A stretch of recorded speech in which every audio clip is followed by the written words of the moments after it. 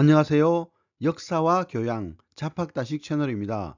오늘은 조선시대 성풍속, 궁궐에서 벌어진 여인들의 불우한 연애 동성애라는 제목의 영상 보내드리겠습니다. 구독과 좋아요 부탁드립니다. 감사합니다. 사랑에 대한 일반적 생각은 남녀, 즉 이성 간의 사랑을 생각하게 됩니다. 남녀 간의 사랑, 결혼, 성관계를 정상적이라 생각하기 때문이지요. 이성간이 아닌 동성간의 연애에 대한 시각은 21세기인 지금도 여전히 부정적이고 금지된 사랑입니다. 역사상 어느 사회이든 정상적인 사람이 있으면 그와 반대인 일탈된 사람도 있기 마련인데, 일탈된 것이 비정상으로 규정되면 탄압과 규제가 따르게 되어 있습니다. 동성애도 정상적인 관계가 아닌 비정상적인 관계로 규정되어 죄악시된 일탈된 성적 관계라고 하겠습니다. 역사적으로 동성애에 대한 부정적인 시각은 우리나라뿐 아니라 서양에서도 마찬가지였습니다. 서양에서 동성애는 죄악으로 또는 의학적인 질병으로 취급되어 19세기 후반까지 사회적 탄압을 받아왔습니다. 1861년까지 영국에서 동성애는 최고 사형까지 처할 수 있는 범죄였으며, 독일에서도 형법 제175조에 남성들의 동성애 금지 조항이 규정되어 있었습니다. 또한 치료자들은 동성애자의 성적 경향성을 바꾸고자 약물치료, 혐오요법, 전기충격, 거세 및 자궁절제 같은 방법을 시도하기도 했습니다. 유교적 풍속교화를 외쳤던 조선사회에서도 변태적 성행위로 규정된 동성애가 전혀 없었던 것은 아닙니다. 이전 시대보다 노골적이진 않았지만 여전히 음성적으로 행해지고 있었습니다. 조선시대 자료에서 노골적인 동성애를 벌인 사례들이 거의 없어 실상을 파악하기는 어렵지만, 자료에서 확인할 수 있는 점은 사회적 특성에서 비롯된 동성애자들이 있었다는 사실입니다. 예컨대 개가 금지 등 여자들에 대한 정들이 부각되다 보니 성적 억압에 따른 후천적인 동성애에 빠질 가능성이 많았습니다. 말하자면 과부나 궁녀같이 일생을 혼자 외롭게 보내야 할 신세에 처한 여성들이 성욕 발산의 일종으로 동성애에 빠지기도 했다는 사실입니다. 특히 궁녀들은 견습 내인을 마치고 관례를 치르고 나면 따로 방을 꾸미고 세간을 장만하여 가정을 가졌는데, 이때 아이 또는 각심이라 부르는 하녀나 내인들과 동거할 수 있었습니다. 따라서 동거 내인들 간에 동성애에 빠지는 경우가 있었습니다. 조선왕조실록에 대식이라는 용어가 나오고 궁녀들이 엉덩이에 붕자를 문신했다는 기록이 보이는데, 이것은 모두 궁녀들의 동성애와 관련된 것들입니다. 아울러 궁녀들의 동성애가 발각되면 곤장 100대를 때리도록 했다는 기록도 있습니다. 이것은 외로운 궁녀들 사이에 동성애가 심심찮게 발생했다는 사실을 보여줍니다. 조선 초기 동성애 사건 중 우리를 놀라게 하는 사건 하나를 소개하면 문종의 부인인 세자빈 봉씨의 동성애 사건입니다. 봉씨는 문종이 세자 시절 맞이한 두 번째 부인이었습니다. 첫 번째 부인은 요상한 방술 사건으로 배출되었습니다. 문종은 여자에 대한 관심이 없었는지 아니면 세자빈들이 별 매력이 없었는지 첫째 부인, 둘째 부인 모두 멀리하였습니다. 이런 이유로 문종에게는 자식이 없었고, 이를 걱정한 세종이 후사를 빨리 두도록 타이르고 충고도 했으나 모두 허사였습니다. 마침내 세종은 허조의 건의를 받아들여 세자빈 봉씨를 두고 3명의 후궁을 더 맡도록 했습니다. 원망이 쌓이고 불안감을 느낀 세자빈 봉씨는 이때부터 이상한 행동을 보이기 시작했습니다.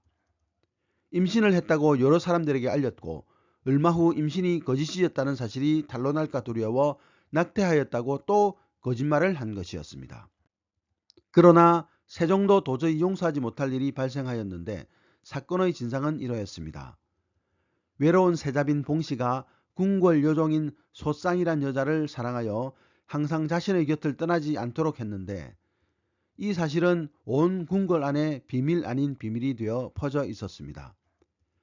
빈께서 소쌍과 항상 잠자리를 같이 한다 하며 궁녀들은 소곤되었습니다. 이 소문이 급기야 세자의 귀에까지 들어가게 되었습니다. 어느 날 소쌍이 궁궐 안에서 청소를 하고 있었는데 세자가 갑자기 묻기를 내가 정말 빈과 같이 자느냐고 하니 소쌍이 깜짝 놀라서 그러하옵니다 라고 대답했습니다. 그러나 세자는 이 문제를 더 이상 거론하지는 않았습니다.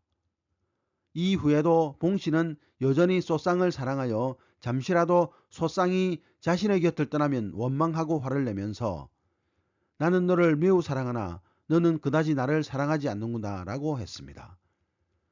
이를 부담스럽게 생각한 소쌍이 다른 사람들에게 빈께서 나를 사랑하기를 보통보다 매우 다르게 하므로 나는 무섭다 라고 하소연도 했습니다.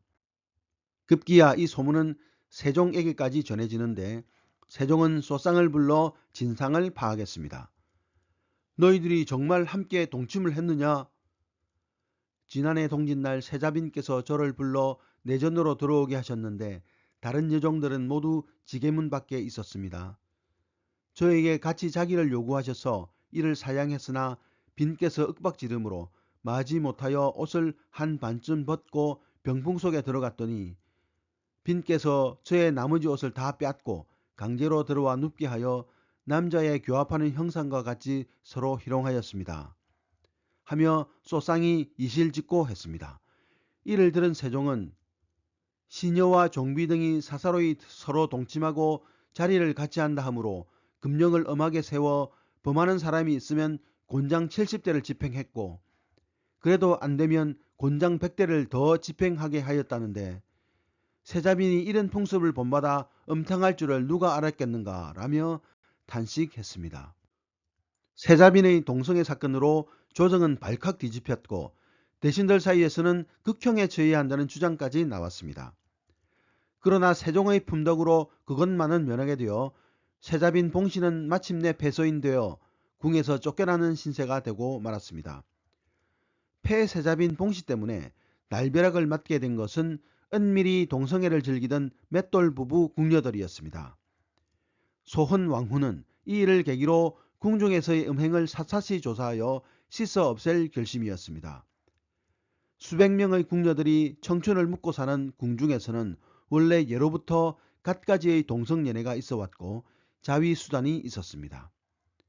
그러나 장차 국모가 될 세자빈의 몸으로 시비를 맷돌 남편으로 삼았다는 것은 무슨 변명으로도 용서받을 수 없는 노릇이었습니다.